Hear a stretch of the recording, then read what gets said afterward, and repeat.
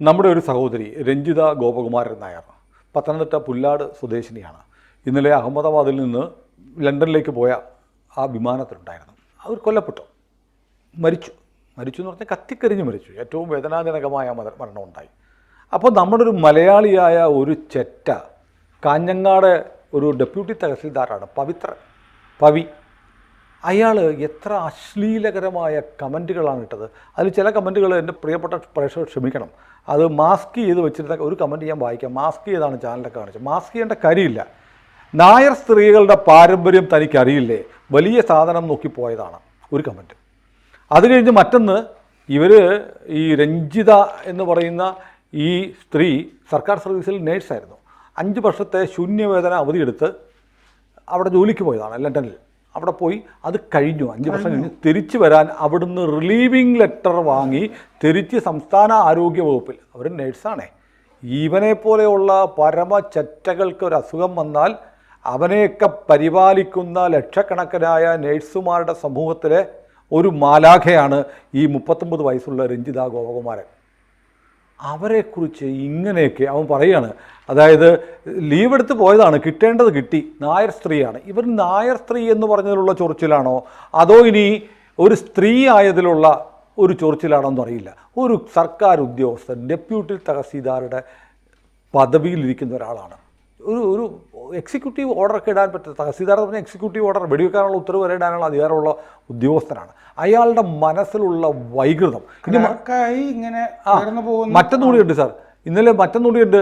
നമ്മുടെ ടാറ്റയുടെ airline dream liner എന്ന് പറഞ്ഞ വിമാനം വീണ് 250 ആളുകൾ മരിച്ചപ്പോൾ നമ്മളെല്ലാം ദുഃഖിക്കുമ്പോൾ അതിൻ്റെ താഴെ പൊട്ടിച്ചിരിക്കുന്ന ഇമോജി ഇട്ട ധാരാളം ഒരു വിഭാഗം ആളുകൾ, ഞാൻ ആ പേര് നോക്കി, എനിക്ക് ഒരു വിഭാഗം എന്നല്ല പറയാൻ ഒരു മടിയില്ല. ആ പേരുകാർ മുഴുവൻ മുസ്ലിമുകളാണ്. മനുഷ്യത്വം മരവിച്ച രാക്ഷസന്മാരായി കേരളത്തിലും ഒരുപാട് ആളുകൾ ബാക്കി നിൽക്കും. ആ സന്തോഷം പക്ഷെ നീണ്ടു നിൽക്കാനായിട്ട് അള്ളാഹു സമ്മതിച്ചില്ല. കാരണം ഇസ്രായേൽ ഇറാനിട്ട് കൊടുത്തല്ലോ.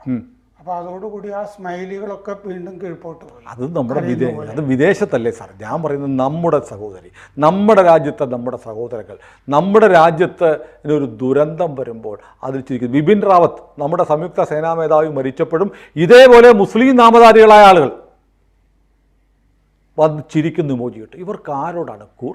മാനവികതയോടും മനുഷ്യത്വത്തോടും. എന്നിട്ട് ഇവർ ഇസ്രയേലിൻ്റെ ആക്രമണത്തിൽ കൊല്ലപ്പെടുന്ന ഗാസയിലെ കുഞ്ഞുങ്ങൾക്ക് വേണ്ടി കരയും. നമ്മുടെ സഹോദരങ്ങൾ, ഇന്ത്യയിലെ സഹോദരങ്ങൾ മരിച്ചാൽ ഇവർ അട്ടഹസിക്കുന്ന ഇമോജികൾ. പഹൽഗാമില് ഹിന്ദുക്കൾ മരിച്ചാലും ഇതേ ഇമോജികൾ വരും. ഈ പേരുകൾ നോക്കുമ്പോൾ ഒരു നീണ്ട ക്യൂ സന്തോഷിക്കുന്ന. അതെ, ഈ പേരുകൾ ഞാൻ മുസ്ലിങ്ങളുടെ പേരുകളാണ് കണ്ടത്. അല്ലെങ്കിൽ ഇവരൊന്ന് പറയണം ഞങ്ങൾ മുസ്ലിം, ഇതെല്ലാം ഫേക്ക് ഐഡി വന്നിട്ട് വേറെ ആൾ ഇടുന്നതാണ് എന്ന് അതിനെതിരെ അന്വേഷണം വേണം.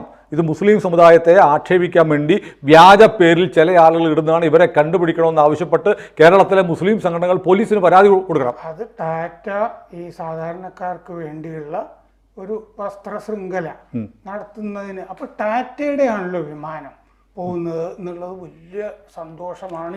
ടാറ്റയുടെ അങ്ങനെ ഉണ്ടെങ്കിൽ ടാറ്റ കൊടുക്കുന്ന സർവീസ് വെച്ചിട്ടാണ് ഇവനൊക്കെ പാസ്പോർട്ട് മേടിച്ച് വിദേശത്ത് പോയത്, അന്നം തരുന്ന രാജ്യത്ത് പോയിരിക്കുന്നത്. പാസ്പോർട്ട് സേവാ കേന്ദ്രങ്ങൾ ഇന്ത്യയിൽ നടത്തുന്ന ടാറ്റയാണ്.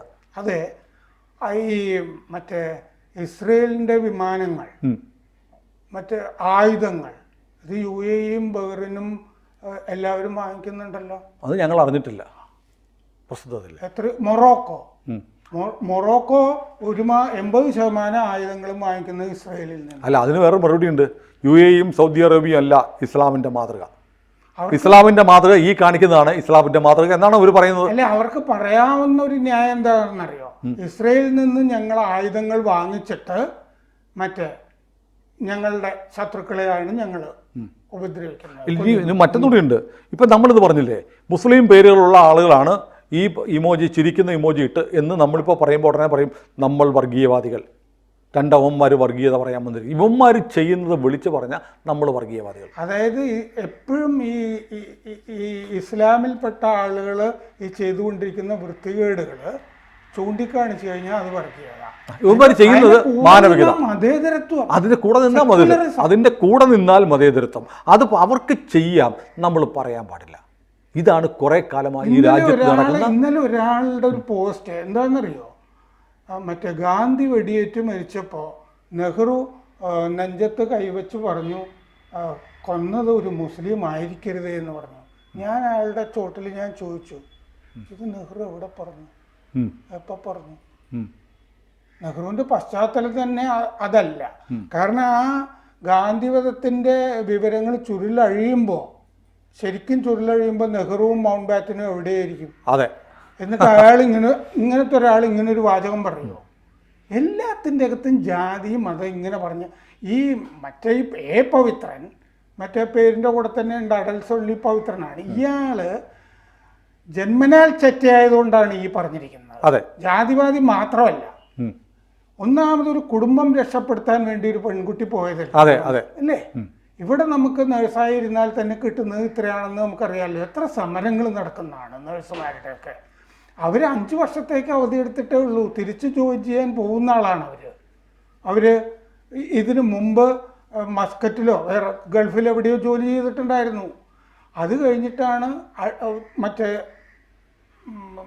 ബ്രിട്ടനിൽ അവിടുത്തെ ആരോഗ്യ സർവീസ് എന്ന് പറയുന്നത് മഹത്തായ സർവീസായിട്ട് ഒരുപാട് മലയാളി നേഴ്സുമാർക്ക് ഈ കോവിഡ് കാലത്തൊക്കെ അവിടെ വലിയ ആദരവുകളൊക്കെ കൊടുത്ത രാജ്യമാണ്. അല്ല, ഞാൻ ആലോചിക്കുകയാണ്, ഈ പവിത്രൻ്റെ അമ്മയോ സഹോദരിയോ മകളോ ആരെങ്കിലുമൊക്കെ ജോലിക്ക് പോവുകയാണെങ്കിലും ഇയാൾ ഈ പറഞ്ഞ പോലെയുള്ള സാധനം തേടി പോവുകയാണ് എന്ന് ഇയാൾ പറയുമോ?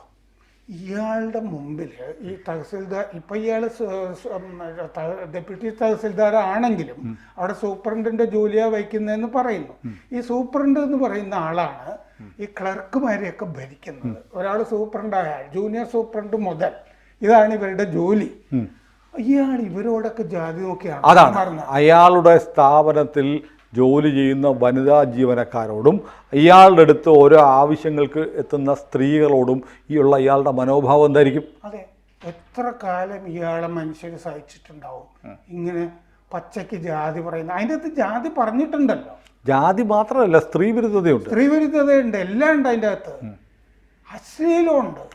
അശ്ലീലമാണ് ഇവരുടെ. അതായത് ഞാൻ പ്രേക്ഷകരോട് മാപ്പ് ചോദിച്ചുകൊണ്ട് ഞാൻ അയാൾ എഴുതിയ വാചകം പൂർണ്ണമായി ഞാൻ വായിച്ചത്.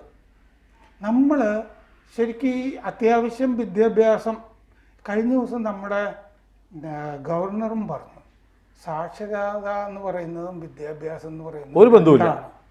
സംസ്കാരം ഒന്നും വേറെയാണ്, അതിലൊക്കെ വേറെയാണ്.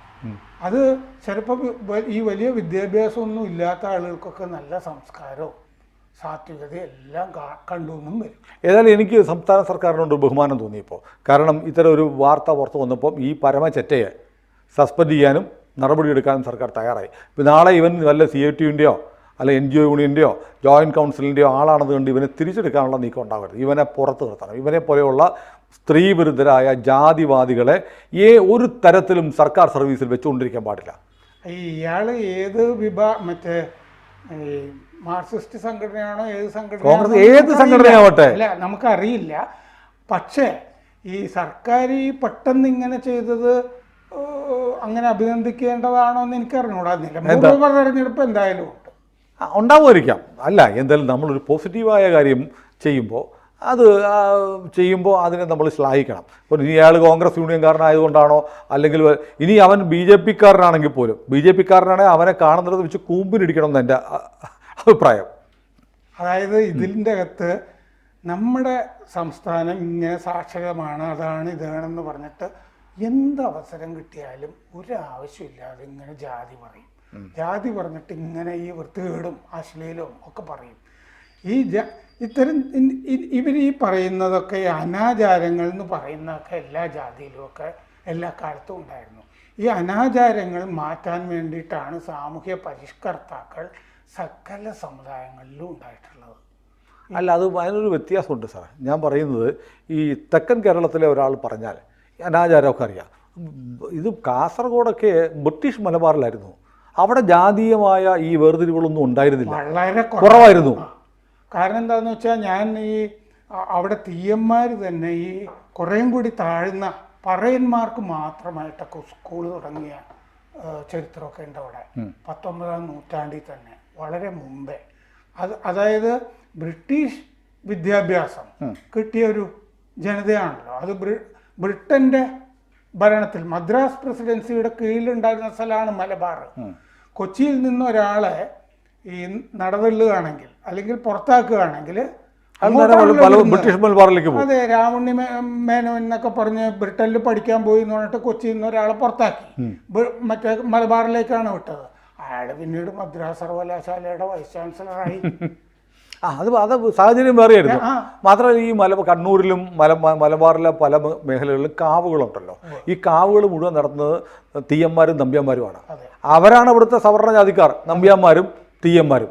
അവിടെ ഈ തീയർ എന്ന് പറയുന്ന കേരളത്തിലെ ഈഴവരുമായി കണക്ട് ചെയ്യുന്ന ഈ വിഭാഗത്തിന് ജാതീയമായ പിന്നാക്കാവസ്ഥയൊന്നും ഉണ്ടായിരുന്നില്ല, ഒട്ടും ഉണ്ടായിരുന്നില്ല. ഇതാണ് വസ്തുത. മാത്രമല്ല മുമ്പൊരു പത്രത്തിൽ, പഴയ പത്രത്തിൽ ഈ ഭാസ്കരൻ ഉണ്ണിയുടെയൊക്കെ പുസ്തകത്തിലുമൊക്കെ അത് ഉദ്ധരിച്ചിട്ടുണ്ടെന്ന് തോന്നുന്നു. കാരണം ഇവിടുന്ന് ഒരു ഈഴവൻ പോയാൽ അവിടുത്തെ തീയൻ പുറത്തിരുത്തിയ ഭക്ഷണം കൊടുത്തു, ഇതിനെതിരെ നമ്മൾ സമരം നടത്തണം എന്നൊക്കെ പറഞ്ഞിട്ട് അവിടെ വലിയ. മാത്രമല്ല കേരളത്തിൽ ഈഴവ അല്ലെങ്കിൽ തീയ വിഭാഗത്തിൽപ്പെട്ട രാജവംശം പോലും ബന്ധനാർമാരുണ്ടായിരുന്നല്ലോ. ബന്ധനാർ രാജവംശം ഉണ്ടായിരുന്നു. അപ്പൊ ഈ ജാതീയത എന്ന് പറയുന്നൊന്നും അവിടെ ഉണ്ടായിരുന്നില്ല മലബാറിൽ. അവിടെ നിന്ന് വന്നിരിക്കുന്ന അങ്ങനെയുള്ള മലബാറിലെ ഒരു ചെറ്റ അവൻ ജാതി പറയുമ്പോഴാണ് നമുക്ക് വീട് പടന്നക്കാടാണെന്നും വായിച്ചു. അപ്പൊ അവിടുത്തുകാരനാണ്. അതുകൊണ്ടാണ് നമുക്കിത് കൂടുതൽ നമ്മൾ വൈകാരികമായി പറയുക. കാരണം ജാതീയമായ മേൽ കീഴ് ജാതി അവസ്ഥകൾ അനുഭവിക്കാത്ത ഒരു ജനതയുണ്ടായിരുന്ന സ്ഥലത്തിരുന്ന് ഒരു വൃത്തികെട്ടവൻ ജാതി പറയുന്നു, ഒരു സ്ത്രീയെ അപമാനിക്കുന്നു, അതും അവർ ദാരുണമായി കൊല്ലപ്പെട്ട. അതായത് നമ്മുടെ രാജ്യം മുഴുവൻ വിങ്ങി പൊട്ടുമ്പോഴാണ് അതാണ് ഇത് ചെയ്തിരിക്കുന്നത്. ഏതായാലും ഇയാളുടെ ചിത്രമൊക്കെ നമുക്ക് കാണും. ഇവനെ എവിടെ കണ്ടാലും ഇവൻ വഴിയിൽ കിടന്ന് ഒരു തുള്ളി വെള്ളത്തിന് വേണ്ടി കെഞ്ചിയാൽ പച്ചവെള്ളം പോലും കൊടുക്കാതെ പുഴുത്ത് നാറിച്ചാവണം ഇവനെ പോലെയുള്ള ജാതിവാദികൾ. കൂടുതൽ വാർത്തകളും വിശേഷങ്ങളും നിങ്ങളിലേക്ക് എത്താൻ ABC മലയാളം സബ്സ്ക്രൈബ് ചെയ്യുക, ബെൽ ബട്ടണും അമർത്തുക.